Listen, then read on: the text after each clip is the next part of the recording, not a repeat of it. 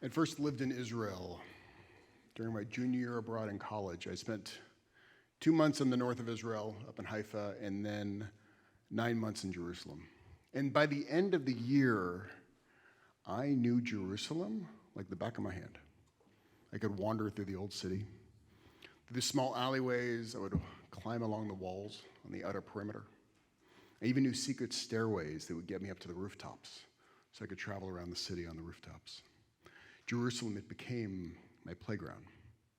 I knew the topography of the hills and the valleys, but I didn't know the history or the memory of that land. I didn't get that till my 4th year of rabbinical school, where a professor would walk us through the land that I recognized, but I didn't truly know. And I'll never forget the day that our professor took us right outside of Jaffa Gate with the old city to our backs. And we went up to this railing, leaning against the railing, looking down into a valley. And it's a valley that I'd been through many times. I'd sat in there, I'd hiked through there. It's a place where there's a concert venue. There was a cinema, which I would go to every single week in this valley. And it was this beautiful park. This valley, it was known as the Valley of Hinnom. And in Hebrew, it had been called Gai Ben Hinnom.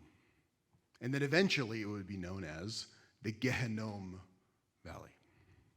And it was that word, Gehinnom, or Gehenna, that I knew. I mean, it jumped out at me. There was something, I had a visceral reaction because I'd studied that word. I'd heard it referenced in Jewish texts. I had read Gehenna. Gehenna is the word for hell. Gehenna is Jewish hell, which one may imagine as something which exists below us with devils and pitchforks and fire, just like we were told and we see in the movies. But that's not hell in Judaism. This place was the valley of Gehenna. This place was hell. And it was here that the Canaanites, they would take their children and they would sacrifice them to their god Molech in the Gehinnom Valley. It's where the Canaanites would kill their children. And I want to be clear in no uncertain terms that this was the Canaanites did. This is not what the Jews did who sacrificed their children. The Canaanites, they would take their children and sacrifice them, believing that killing their kids would bring them water, protect them from armies, and then appease their gods. As my colleague, Rabbi Howie Goldsmith, says, he would assume that there were individual Canaanites' parents who didn't feel good about the sacrificing of their children. But their society as a whole, they accepted it as a practice, as just it was the cost of doing business. That the sacrifice of a few children, it was worth keeping their god Molech happy. This is the place that we call hell in Judaism. The place that you murder children. The place that the Canaanite society allowed the murder of children. That's Gehenna. Now, do I need to stand up here tonight and tell you that Judaism is against killing kids? Do I need to get up here and tell you that Judaism has always been against societies that accept the loss of just a few kids here and there as just the cost of doing business? Because I don't think I need to change anyone's mind in here tonight. Because it's obvious to us. It's devastating. What horrifies us in Judaism, it's not what happens in the next world, but it's the darkest things that can happen in this world. The things that can happen in Sandy Hook and in Robb Elementary.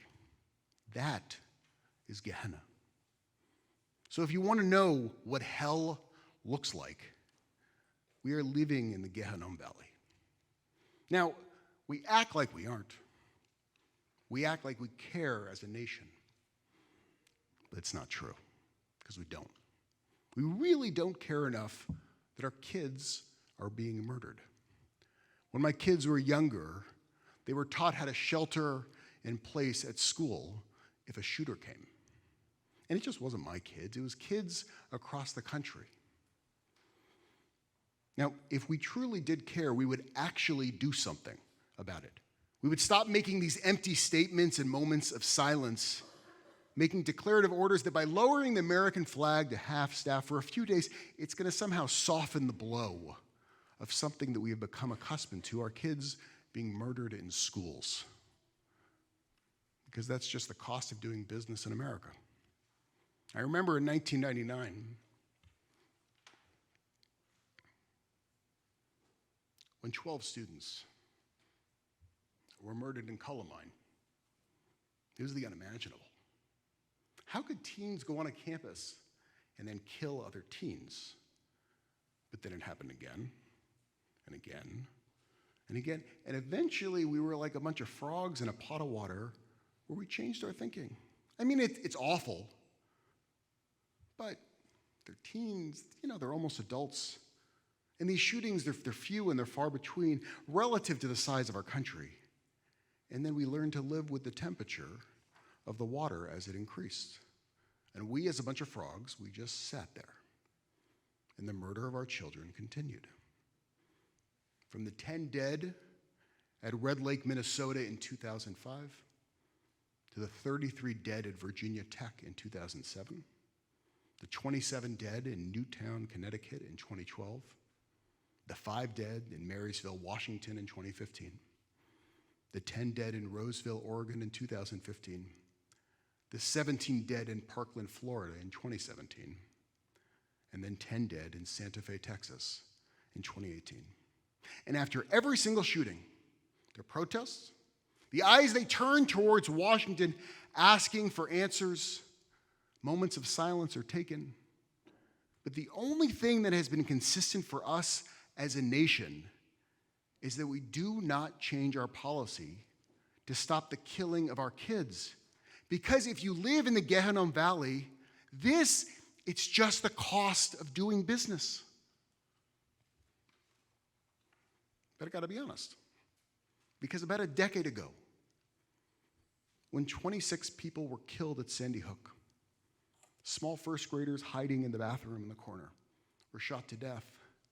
I remember leaving my meeting with Rabbi Pierce and then taking the long walk through the main sanctuary, dragging my feet, looking up at the stained glass, trying to understand the ununderstandable, and then closing the door to my study, crying, thinking of my own daughter who was 5. And then foolishly, I thought, this is it. It's going to change our country's ways. Because we must be a country to not want to see first graders shot and murdered. These weren't teens, these were first graders. But again and again, I'm reminded that this is the Gehinnom Valley. We may not like seeing our kids being killed, but we as a nation have done nothing to stop it. And now, 19 more are dead. Now, it wasn't the Canaanites who ended child sacrifice, because they didn't know how. It was too ingrained into their culture, into their psyches. It wasn't the Canaanites who stopped it, it was the Jews. You see, moments of silence are inappropriate in Judaism. Because what does a moment of silence change? It does nothing. The only ones allowed to be silent this week are the kids that are no longer alive. I'm sick of silence. I want to hear rage. I want to see tears. If we don't want to see our children murdered, then don't be silent. Now, silence, it's not what ended the Canaanite sacrifice of their children. It was Josiah who smashed the shrines of Molech so that no one would be able to kill children anymore. Now, Josiah was not silent. He smashed the infrastructure built to kill kids. And we knew as a people that it wasn't just about the infrastructure set up in the Gehinnom Valley. It was the narrative that society had accepted. So that we decided to smash that narrative too. It's a narrative that you all know. It's a narrative that is repeated every single year on Rosh Hashanah. The story that we tell is not about sacrificing children to Molech, but about testing the patriarch of our tradition with the same test that the Canaanites were given. In Genesis, in the story of the binding of Isaac in the Akedah, the Canaanites, they thought they were commanded to kill their children. So we read that Abraham was put to a test by God to sacrifice his own son. And you know where that story happens? Where he's commanded to sacrifice his own son? It's on the hill right above the Gehinnom Valley, on a hill looking straight down into hell. And it's in that same story that Abraham, at the peak of a hill, with his hand ready to strike his own son, that he's yelled by an angel, "Stop!" It's not what we do. And it's not only not something we do, but if you think for a second that killing a child is accepted and desired by God, you're no longer included in the conversation. Abraham had spent his entire life talking with God, challenging God, until the exact moment when Abraham gets to the edge of sacrificing his own son. God never speaks to him again the rest of his life. Because Abraham does almost the unthinkable.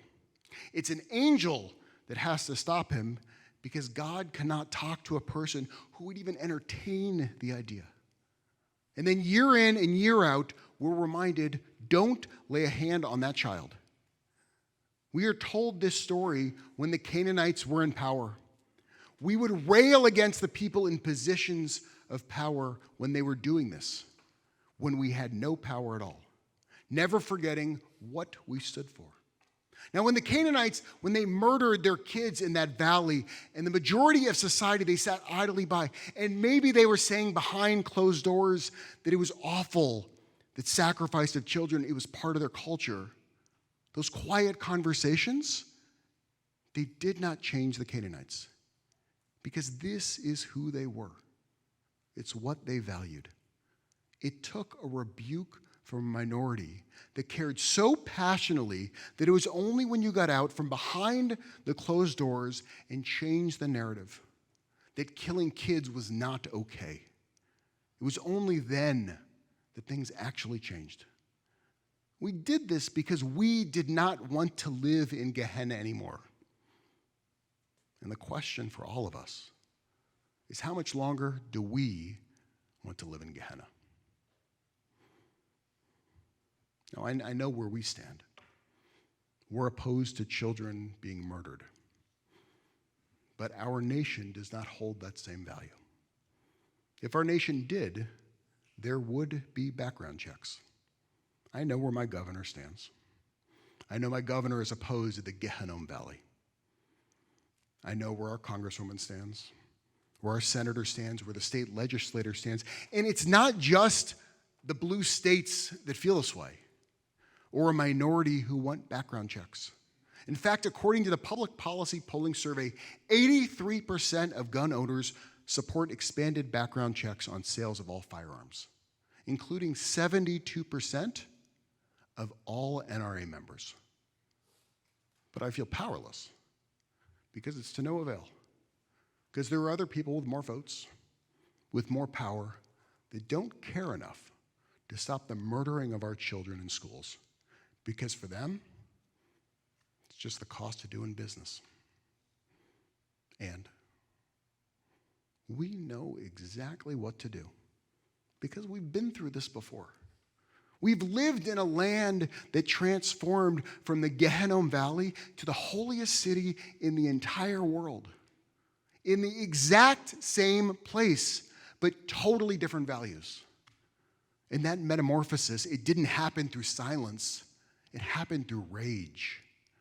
You see, silence has never been the answer in Judaism. It's not been to sugarcoat what is hell on earth, but instead to name it that. hell. Because that's what we're living through this week, this month, these decades. This is what Gehenna looks like. And as Jews, we can imagine nothing worse. Because we're not meant to be silent, but to wail, and not to avoid the pain, but to amplify the outrage. Avoiding pain and the brutal, painful facts of reality is not what we do in Judaism. Allowing yourself to be overwhelmed, allowing your tears to well up inside of you, that this is real, this is painful. It's the only way to transform pain and loss and then make it to the other side. It's not to avoid the pain, and it's not to avoid the loss, but rather to go straight into the pain. That's what it means in the 126th Psalm when we read, "Those who sow in tears will reap in joy." Those who truly go into the tears, into their pain, and they don't hide it or avoid it, but they let the river of those tears water the ground of the Gehenna Valley that we are living in. Those tears, they make the land become fertile. Because those tears are the life source of where joy and peace come from. Those tears are the same tears which transform the Gehenna Valley to the city of Jerusalem. And it's our tears, our pain, our outrage, and not the blockade to joy and to peace, but they're the actual path that must be used to transform our Gehenna Valley.